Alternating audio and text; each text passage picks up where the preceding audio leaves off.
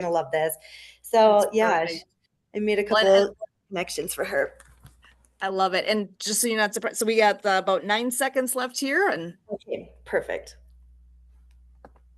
Love this. So yeah, I made a couple. welcome to Ability MKE Now. My name is Sue Roskopf.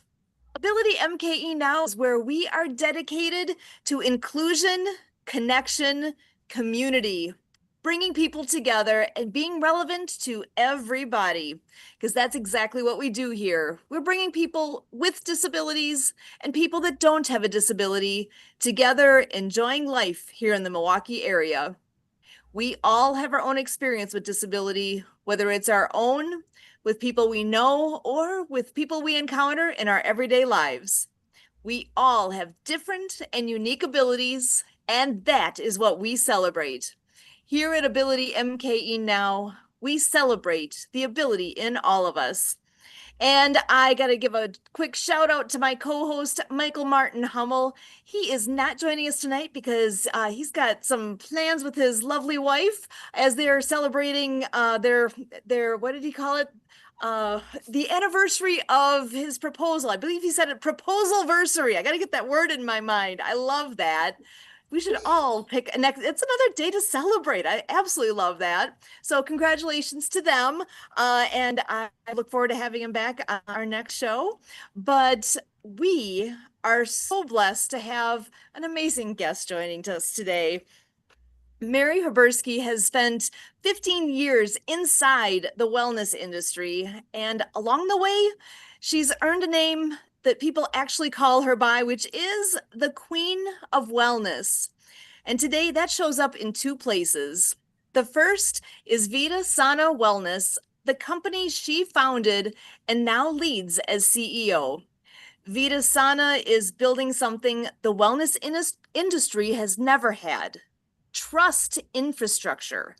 Not another marketplace app listing every provider under the sun, but a platform built on rigorous vetting, AI powered matching, journey tracking, and real community, so people can actually trust who they're booking with.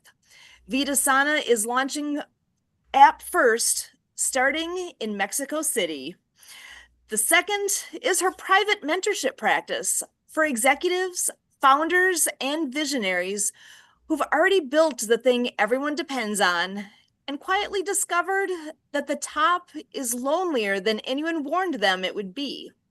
Mary works one on one with people carrying that kind of weight, holding space for the leaders who spent their lives holding space for everyone else. Mary splits her time between the United States and Mexico, and right now she's deep in both worlds at once, upscaling VidaSana through its launch and mentoring the founders behind the scenes who needed someone in their corner too. It is my absolute privilege to introduce Mary Haberski to us today. How are you, Mary? Hello, hello. I'm doing well. Thank you so much for having me. I am thrilled to have you here. I wonder if you want to just dive in a bit more on your background and how your journey has led you to where you are now. Wow. Well, my spiritual, I guess, personal development journey started quite at a young age. I would say I always joke that I was born a witch. I was always really drawn to the occult and magic and spells and all kinds of witchy things ever since I was a little kid. And I had gotten my first set of oracle cards when I was 14, and I started getting into all of this ethereal esoteric studies at a very young age, and that I did. It was just more fun for me before I started actually practicing yoga and meditation, which was when I was 18 years old. So that was something that was really fascinating for me because it I was working full time and going to school full time in college. And I was really, really just nonstop. And for some reason, that practice did something to me that I couldn't quite put my finger on. And the deeper it went, the deeper it went. And after, geez, many, many years of practice, almost over a decade of practice, I finally got the courage to teach, to start to teach. I wanted to teach as soon as I started, basically. And I never had the confidence to do it. I was like, oh, I'm not good enough at it, or no, this isn't for me, or, all of that negative self talk. So eventually, I just decided, you know what, I'm going to do this. I'm going to move to Los Angeles and I'm going to become a yoga teacher. And that's what I did. I had no idea at the time that being a yoga teacher in LA is like being an actor in LA. Ooh. There's like so many of them that it's like it doesn't even make sense. It's extremely competitive. And this was what, now 15 years ago. But I am a classically trained yogi. I went to India. I lived there for a bit. I was showering out of the same bucket I was washing my clothes in the ashram. I had, everybody's like, oh, eat, pray, love. I didn't even know what that was. I was just on my own spiritual journey.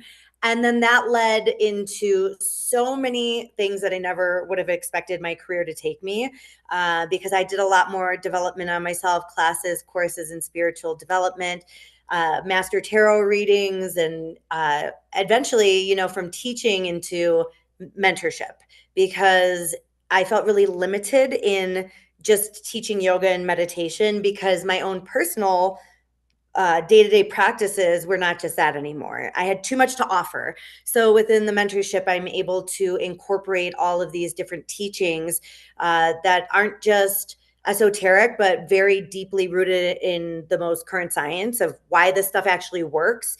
Because I was going on, experience and raw faith that this stuff worked, but now we're starting to see science catching up with the spiritual, and why does this stuff actually work? And I'm fascinated by that, because belief is one thing, but then knowing tangibly is another.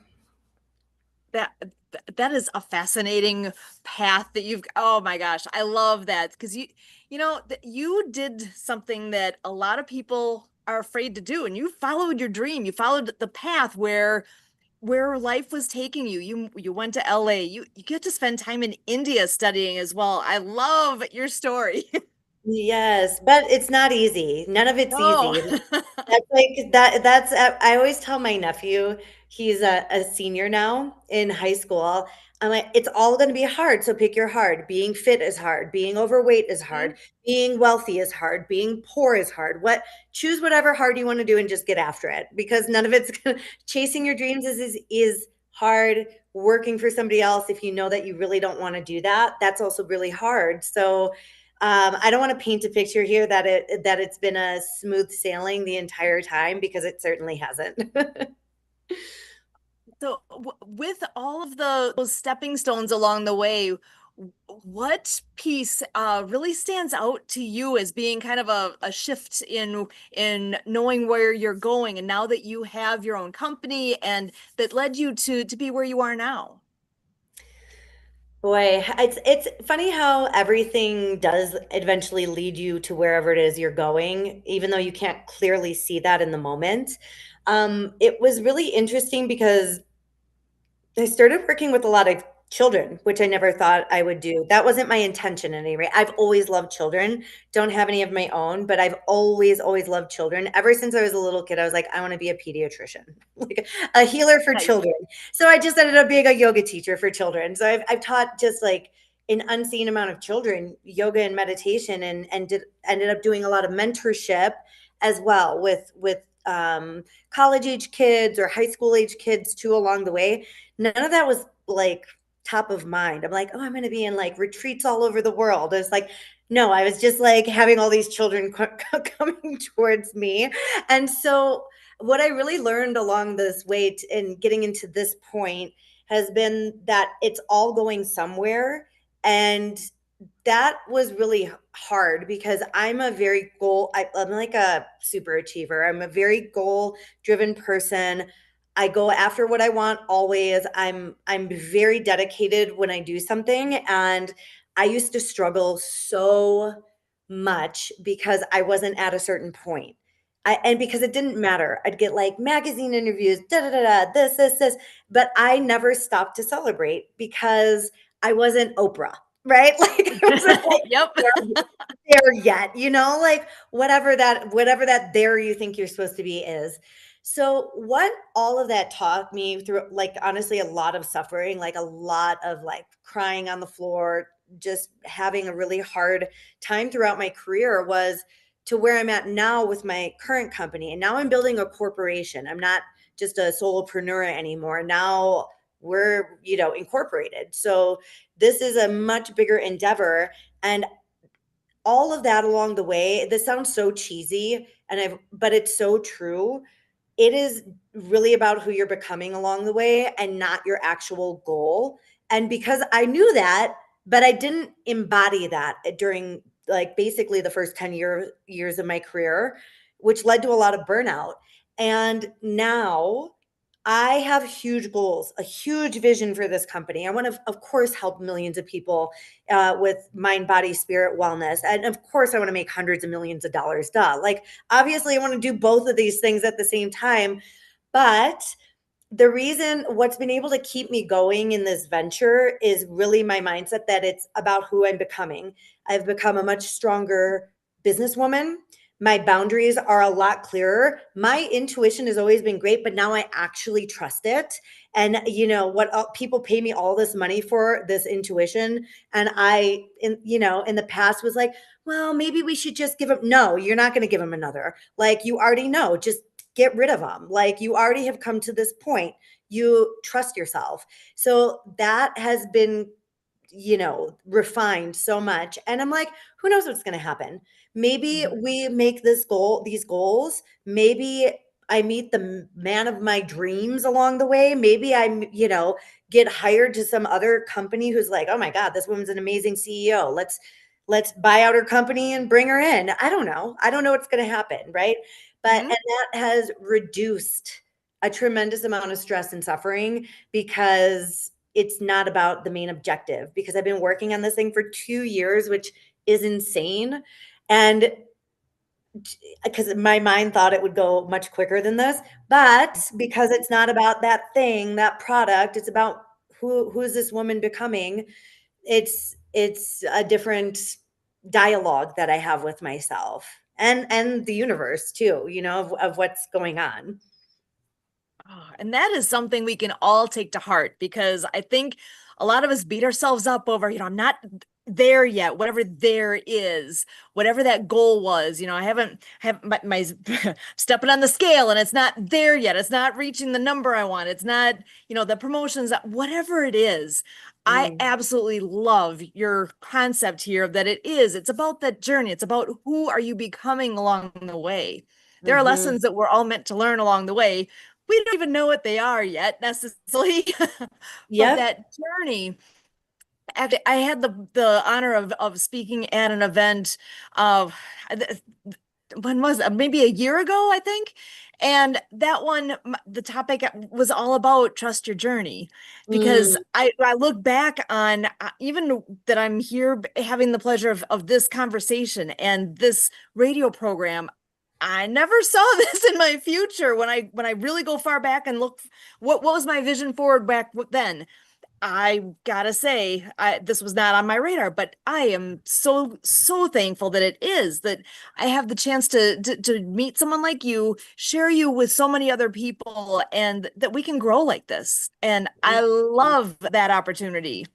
Yes, it's so beautiful. And I think I feel really bad for younger people. I think all of us go through this because of social media and how instant everything is, but it's all so fake that it's Oh like, yeah. and kids that are not developed enough, they didn't go through life like we went through, where they didn't have that, and they didn't see people actually had to put effort and energy into it. And I always say, like, listen, I don't want to take away your miracle or you being a unicorn, but it actually happening quickly is so incredibly rare, and people don't even want to try because they give up before they even start, because it didn't happen like this, because of the Yeah. mindset. It's like, well, oh, it didn't happen, it's not meant for me. No, your just mindset isn't that. I'm about who I'm becoming, not about what making this actual goal happen.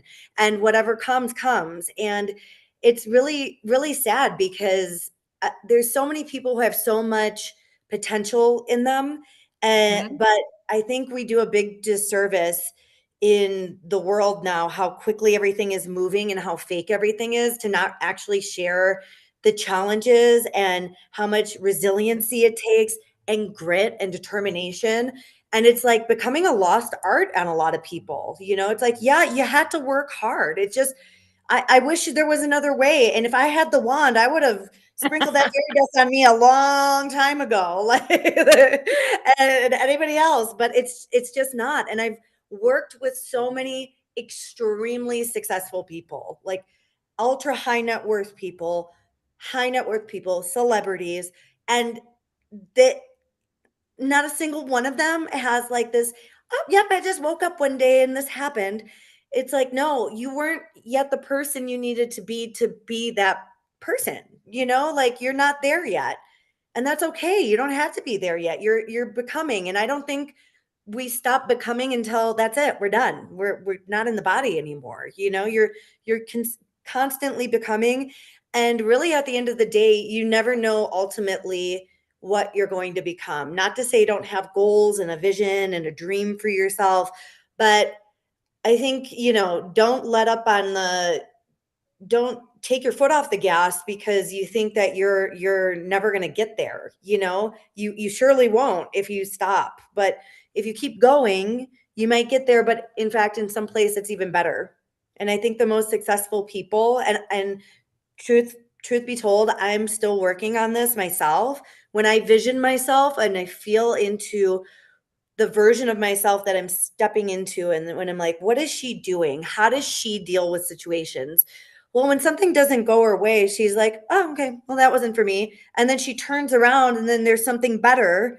And she's like, oh, good thing that other thing didn't work out because she had no Mhm. attachment to it, right? She wasn't saying make it about some moral failing or her being not enough or her not being XYZ. And these are the stories we tell ourselves that get in our way of us becoming the thing that we actually do want to, the person we want to become in the world. And I think what you're saying truly is universal. I mean, I know with this programming especially, we talk about people with disabilities, people that don't have a disability, and celebrating the ability in all of us. And so for every person, the journey's different and doesn't make it any better or worse. It's just different, and we all have our own things that we need to grow from, struggle with. All it's just different for everyone, Yep. but it's still there. It's still part of each person's story. I know. So with all the folks that you've had the opportunity to work with, then do you see themes? Do you see similarities along the way with people that are like typical stumbling blocks that you see often?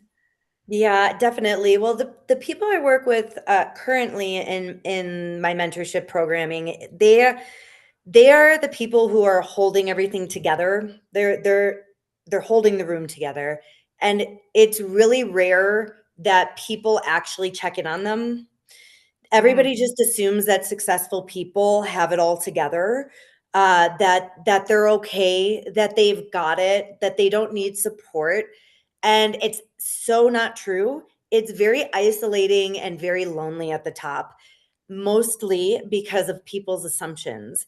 And if you're not good at advocating for yourself, which most people are not the best because they are so accustomed to being the leader and the one that's everybody's looking to for the answers, it makes it really hard for people to ask for the support that they need.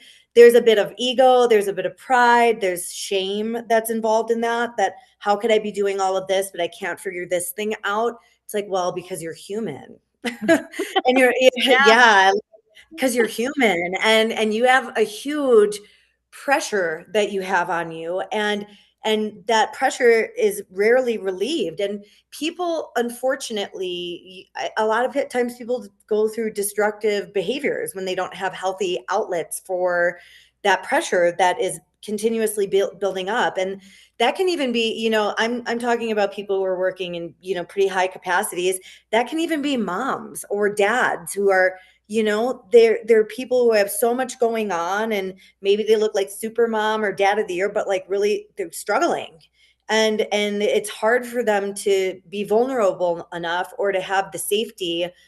And that's why you pay for a professional, is because maybe you don't want your wife to know, and that's okay. And maybe you want your to pay somebody to say, hey, like, these are the things that are really hard. I don't want to actually bring this into my home, but I need a place to drop this heavy stuff. Where can I drop this heavy stuff? And you, it's challenging. It's really challenging for people who are carrying a lot, and caretakers in general. And I would say also, you know, people who I worked with in the past before I started working with higher level people, I was working with a lot of spiritual entrepreneurs and people in that my arena.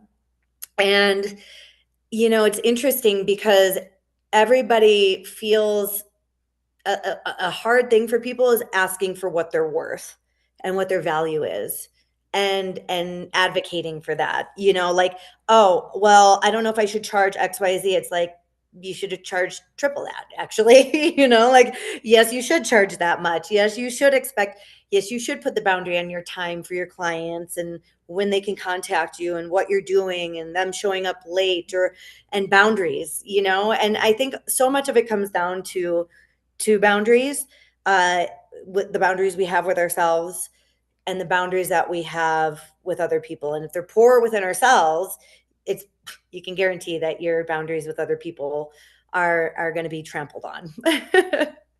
And that makes sense. We don't always step back and think about that's a real thing, but Mm, what a difference that can make. It sounds simple. It doesn't, but that it's not yes, easy to make that happen. It takes a mindset. It takes a shift, and yes. but worth it. Oh, so worth it. Worth it. I say that the one of the biggest acts of self love is boundaries, like firm boundaries that you follow through on, not just Mhm. boundaries, because usually a challenging part. A lot of people can like finally get up the courage to like put the boundary out, but then they get trampled on along the way. So following through on the boundary, I think it's one of the highest acts of self love is having really good boundaries for yourself. Excellent. Well, and while I'm thinking of it here, I do want to make sure to ask the question of what is your website? I know I want to make sure to share that out. Oh, it's my name, maryhaberski.com. Excellent. And last name, so it's Mary Haberski, traditional spelling of Mary, Mary. Last name is Haberski. And again, ski is in there. You're hitting my hot spot here with just Yes, by chance. Love that. yes, kismet. Um, so I want to ask a little more about the company that you are leading. So VidaSana Wellness. You want to dive in a little more and tell us a bit more about what that all encompasses? Yeah, so I'm quite known for creating communities. I've done that when I lived in LA, and then here in Mexico City as well. I grew a very large wellness community here over the past 5 years. And I started to notice a lot of different things. One is that we don't know who to trust out there in wellness. There's like, it's crazy. There's one guy who goes out there and does like one retreat, and then all of a sudden he's enlightened, but he's not, but he's a good business guy. So he's making all the money, and like he knows how to make the sales. And then you have like the woman who is like an amazing healer or whatever, a massage therapist, whatever it might be, terrible business person, because most people in the wellness industry are very, very good at what they do, very, very bad at business. So they're just in the dust, living paycheck to paycheck, or not knowing how to get their workout. Everything's just referral based. On a hope and a prayer, they're in a chat hoping that somebody will book them. So there's that. And I'm seeing a lot of this within the community. People don't know who to trust. That doesn't exist. There is now a trusted ecosystem in all of the wellness industry. It's incredibly fragmented, and it's a $7 trillion industry right now, and it's up and to the right. This thing is not slowing down.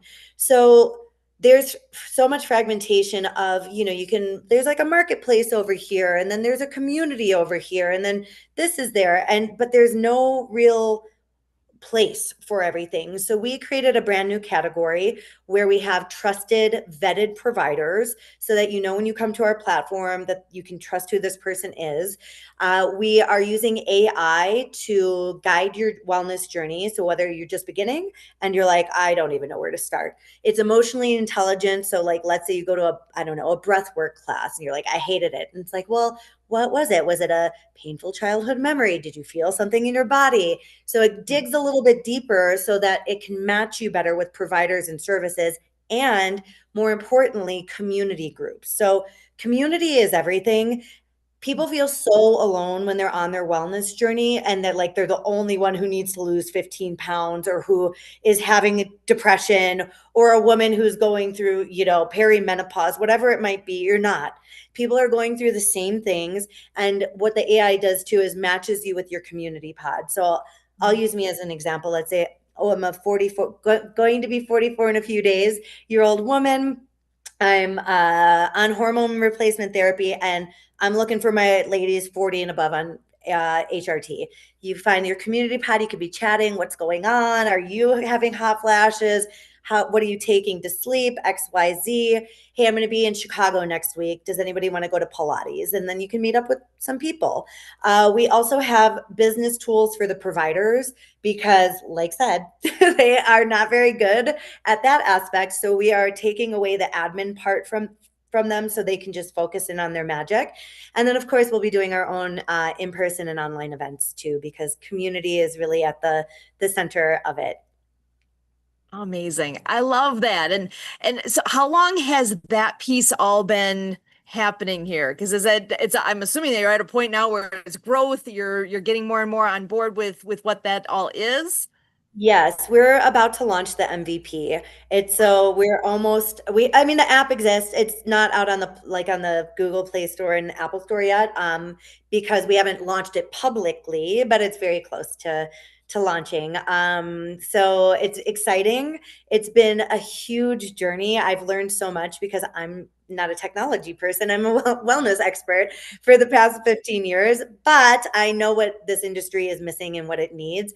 And we have a beautiful, beautiful opportunity right now to actually use AI to not to separate from people, but bring more people together and streamline and help people's wellness journeys. I think it's an amazing time to be alive. When you have the tools in the hands of the right people, you can just create such incredible things. So it's exciting because no matter, like I said, no matter what happens, like we're building something that has never existed before, and there's something really cool about that. It's like, yeah, you could build this and you could build that, but it hasn't existed. Like this thing does not exist. And so there's something amazing about that. And I'm really proud. And I would say that so far in my career, I've done a lot. I've had a lot of successes and done a lot. But even though we're only at this point of the MVP, I think this is like the biggest success I've had that we're even at this point. It's been it's been amazing. I absolutely love that. What a great spot to be right now. So I can just imagine where things are going from here. I wonder if you want to briefly touch on what some of your future goals are as this is coming together and growing. Yeah, well, the goal right now, we're fundraising. So we're in our seed Ah, round of fundraising. We're raising $2.5 million, which like that's nothing. It's like some people won't even look at you for 2.5 million. They're like, "Pff, it's like nothing, not is nothing, right?" So we're fundraising and the launch, and then I want to get into the US markets as quickly as possible. All nomads, where nomads are and where wellness is, obviously will be our main places that we're expanding out to. Being from we are a Delaware incorporated, so we are a U.S. based company, though we're starting here in Mexico because the community is primed and ready here. So those are the goals, and then the ultimate goal is amazing. to sell it and within 5 years. That's my ultimate goal, and then I'll invite you on my yacht.